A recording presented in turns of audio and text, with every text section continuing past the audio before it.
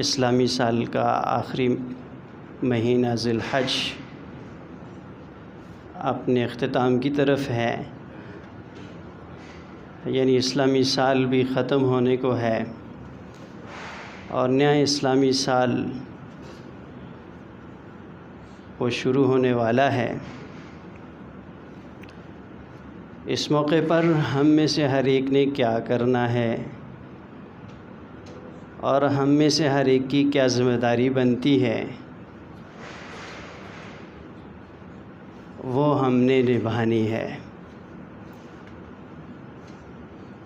تو علماء نے لکھا ہے کہ انسان کی زندگی کا ہر لمحہ اللہ تبارک و تعالیٰ کی طرف سے امانت ہے۔ یہ دن رات صبح و شام جو اللہ نے دیے ہیں ہر انسان کو، اور صحت کی نعمت عطا فرمائی ہے، جوانی کی طاقت عطا فرمائی ہے، ایسی بہت ساری استعمال کے اعتبار سے نعمتیں عطا فرمائی ہیں، یہ سب اللہ کی نعمتیں ہیں اور اللہ کی امانتیں ہیں۔ خاص طور پر زندگی اللہ کی امانت ہے۔ اللہ جس طرح چاہتے ہیں ویسے استعمال کرنا یہ انسان کا فرض بنتا ہے۔ تو انسان کمزور ہے، تو ایک مسلمان ہونے کے ناطے ہم اس بات کا یقین رکھیں کہ ہم میں سے ہر ایک نے کچھ نہ کچھ کمی کوتاہیاں چھوڑی ہوں گی۔ پورے سال کوئی نہ کوئی عمل کے اعتبار سے سستی اور کاہلی سامنے آئی ہوگی، اور کہیں نہ کہیں اللہ تبارک و تعالیٰ کی نافرمانی سامنے آئی ہوگی۔ اللہ کے نبی صلی اللہ علیہ وسلم کی بہت ساری سنتیں ہم سے چھوٹی ہوں گی۔ تو یہ ساری زندگی جو ہم نے اللہ کے رسول کے چاہت کے مطابق گزارنی تھی، اس میں جتنی کمی کوتاہی رہی، ہمارا حق بنتا ہے، ہمارا فرض بنتا ہے، ہماری ذمہ داری بنتی ہے کہ اللہ کے ہاں ہم توبہ طائب ہوں، پورا پچھلا سال جتنا گزرا اس پہ اللہ سے معافی مانگیں، توبہ کریں کہ اللہ اس میں جتنی کمی کوتاہی رہی تو معاف فرما دے۔ اس کے لیے 2 نفل پڑھنے، خود بھی اور دوسروں کو بھی ترغیب دے کے اس بات پہ تیار کرنا ہے کہ 2 نفل صلاۃ التوبہ کی نیت سے اور صلاۃ حاجت کی نیت سے پڑھیں، اور اس کے بعد دعائیں مانگیں، گڑ گڑا کے اللہ سے رو رو کے دعائیں مانگیں کہ اللہ جتنی بھی اس پورے سال میں کمی کوتاہیاں رہیں، کمزوریاں رہیں، غفلت رہیں، اے اللہ تو معاف فرما دے۔ اور یقیناً انسان جب اللہ سے امید لگا کے مانگتا ہے اور امید ہوتی بھی غالب ہے، تو پھر اللہ اسی پہ فیصلہ فرما دیتے ہیں، یعنی معاف فرما دیتے ہیں۔ اللہ بڑے غفور الرحیم ہیں۔ اور اگر ہم ویسی غفلت میں چلے گئے، اگلے سال میں ہم نے قدم رکھا اور پچھلے سال کا بوجھ ہماری کندھوں سے اترا نہیں، اب اگلے سال میں ہم چلیں گے تو مشکلیں تو آئیں گی۔ تو اس لیے اگلے سال کی آسانیاں بھی مانگنی ہیں۔ اے اللہ، جو نیا سال شروع ہونے والا ہے اس میں عافیت اور خیر کے فیصلے ہمارے متعلق فرما، میری ذات کے متعلق، میرے خاندان کے متعلق، میرے رشتہ داروں کے متعلق اور ساری بحیثیت قوم پاکستان کے متعلق، ہمارے ملک کے متعلق اچھے فیصلے فرما، خیر کے فیصلے فرما۔ مستقبل کی بھی دعا مانگنی ہے، خیر مانگنی ہے، عافیت مانگنی ہے۔ اللہ کو سب سے زیادہ جو دعا پسند ہے وہ عافیت مانگنا ہے۔ انسان عافیت جب مانگتا ہے تو اللہ کو بہت پسند ہے، یہ اللہ بڑا پسند فرماتے ہیں، تو اس لیے عافیت کو ہر دعا میں شامل کرنا چاہیے۔ تو اگر آئندہ سال کے لیے عافیت کی دعا ہو۔ اب یہ اسلامی سال، ہجری سال کی ابتدا ہو رہی ہے، تو کسی کے ذہن میں یہ سوال آ سکتا ہے یا کوئی کسی سے یہ سوال کر سکتا ہے کہ یہ ہجری سال کب سے شروع ہوا، اور آپ علیہ السلام کے دور میں کون سا سن ہجری چل رہا تھا یا کون سا سن چل رہا تھا۔ تو تاریخی روایات سے پتہ چلتا ہے کہ آپ علیہ السلام کے دور میں عیسوی سن تو چل رہا تھا، جیسے 571 عیسوی میں آپ علیہ الصلوۃ والسلام کی پیدائش ہوئی، بعثت ہوئی آپ علیہ الصلوۃ والسلام کی۔ لیکن اس وقت اس سن میں یا اس کے مہینوں میں خرابیاں بہت تھیں۔ ایک تو بڑی خرابی آج تک موجود ہے، اس کے ہر مہینے کا نام کسی نہ کسی بت یا دیوی کے نام سے رکھا گیا ہے۔ یہ جنوری، فروری، اور اس میں شرک کی بو آتی ہے۔ شرک کی بو آج تک ہر مہینے کے نام کی وجہ سے موجود ہے۔ بہت ساری دیویاں ہیں، کبھی انشاءاللہ تفصیلاً ذکر کروں گا۔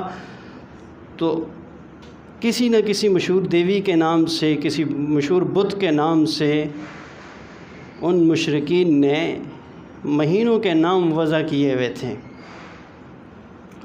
جو اسلام کے مخالف تھے۔ ظاہر بات ہے، اسلام کا مزاج یہ نہیں تھا، لیکن چل رہا تھا اس دور میں یہی نظام، اور یہی سن عیسوی کے اعتبار سے، یہ حضرت عیسیٰ علیہ السلام کی پیدائش سے یا حضرت عیسیٰ علیہ السلام کی سولی چڑھا دینے کے واقعے سے یہ ابتدا ہوئی اس سن کی۔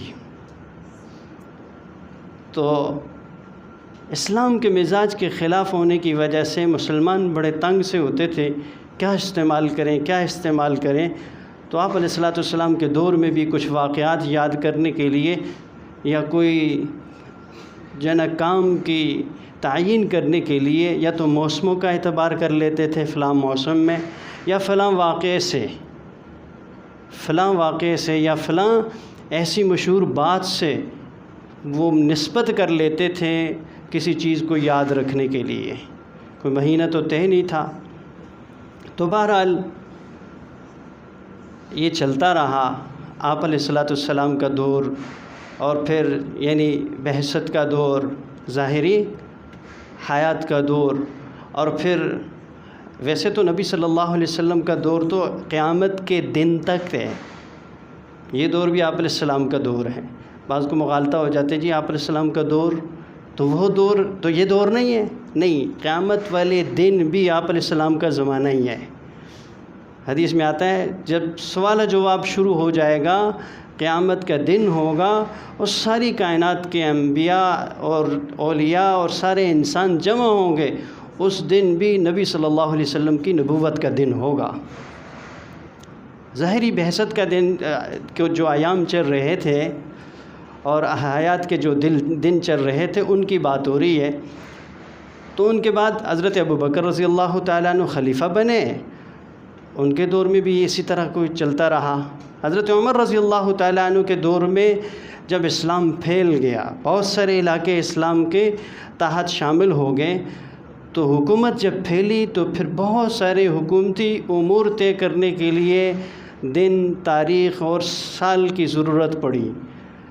تو حضرت عمر رضی اللہ تعالیٰ عنہ نے سب کو بٹھایا، اور بڑے بڑے صحابہ جو آپ علیہ الصلوۃ والسلام کے ساتھ رہا کرتے تھے اور آپ علیہ الصلوۃ والسلام کے مزاج سے اچھی طرح واقف تھے، ایسے بڑے بڑے صحابہ کو چن کر ان سے مشورہ کیا کہ ہم سن تجویز دینے لگے ہیں اور تعیین کرنے لگے ہیں، آپ لوگوں نے مشورہ کر کے مجھے بتانا ہے کہ کیا طے کریں، کون سے واقعے سے شروع کریں۔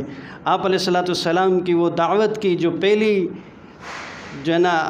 پہلا واقعہ تھا اس سے شروع کریں، یا پھر حبشہ کی ہجرت سے شروع کریں، یا مدینے کی ہجرت سے شروع کریں، کون سے سن سے شروع کریں، یا آپ علیہ الصلوۃ والسلام کے حج سے شروع کریں، کہاں سے ابتدا کریں۔ تو صحابہ نے مشورہ دیا کہ سن ہجری سے شروع کریں۔ ہجری سے آپ علیہ الصلوۃ والسلام نے جب مدینے کی ہجرت کی تو اس وقت سے سن شمار کیا جائے، اس کا نام سن ہجری رکھا جائے۔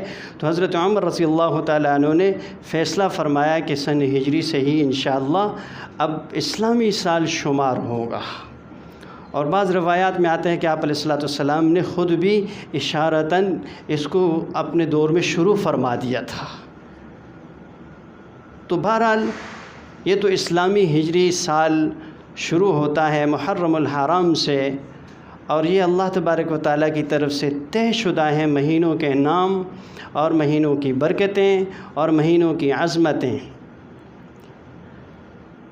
جو محرم الحرام کا مہینہ ہے یہ بڑی فضیلت والا ہے، بڑی فضیلت والا ہے۔ یہ ان 4 مہینوں میں شامل ہے جن کو اللہ تبارک و تعالیٰ نے ارشاد فرمایا کہ زمین و آسمان کے بنانے سے پہلے ان کو عظمتیں عطا کر دی تھی۔ جی 3 آگے پیچھے آ رہے، ذی-قعدہ ہے، ذی الحج ہے، اور پھر آنے والا محرم، اور پھر ایک آگے جا کے رجب ہے۔ یہ 4 مہینے اللہ کو بڑے محبوب ہیں۔ اللہ تبارک و تعالیٰ نے ان کو بڑی عزت اور شرافت عطا فرما رکھی ہے۔ ہاں بعض کے ذہن میں آ رہا ہوگا کہ رمضان کا ذکر نہیں آیا ان 4 میں۔ رمضان کا الگ سے اللہ تبارک و تعالیٰ نے ذکر فرمایا، وہ تو مہینوں کا سردار ہے، وہ اس کی تو سرداری الگ سے ہے۔ اس کے علاوہ جو 4 مہینے ہیں ان کو اللہ تبارک و تعالیٰ نے عظمت اور رفعت عطا فرمائی ہے، عزت عطا فرمائی ہے۔ اس حوالے سے بہت ساری روایات آتی ہیں۔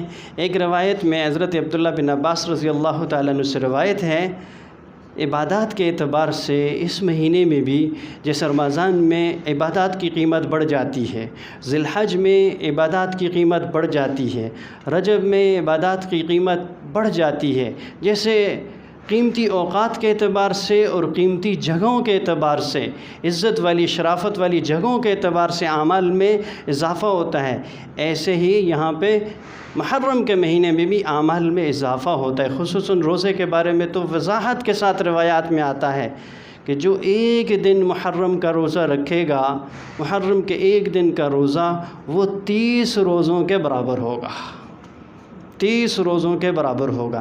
جیسے ہم یہاں پہ نماز پڑھتے ہیں اور یہی نماز جو ہے نا گھر میں پڑھیں تو ایک نماز یہاں مسجد میں پڑھیں، جا کے کسی جامع مسجد میں پڑھیں تو اس میں 27 نمازیں، اور یہی نماز جا کے مسجد نبوی میں پڑھیں 50,000 نمازیں، اور یہی نماز بیت اللہ شریف جا کے پڑھیں تو وہاں پہ 1,00,000 نماز بن جائے گی۔ تو جگہوں کے اعتبار سے اور زمانے کے اعتبار سے، وقت کے اعتبار سے اعمال میں اضافہ ہوتا ہے، اس کی قیمت لگتی ہے، اس کی قدر بڑھتی ہے۔ ایسے ہی محرم کا جو مہینہ آ رہا ہے، اس میں ایک تو ہم نے عبادات میں اضافہ کرنا ہے، عبادات میں اضافہ کرنا ہے، دوسرا گناہوں سے خاص طور پہ بچنا ہے، گناہوں پہ خاص طور پہ بچنا ہے۔ باقی محرم کے اعتبار سے انشاءاللہ بات چلتی رہے گی، جو بات سامنے آئے گی ہم عمل کی نیت سے سنتے رہیں اور پھر دوسروں کو بتاتے رہیں، اور دوسروں کو بتانے کی بھی نیت رکھیں انشاءاللہ۔ اللہم صلی علی سیدنا و مولانا محمد۔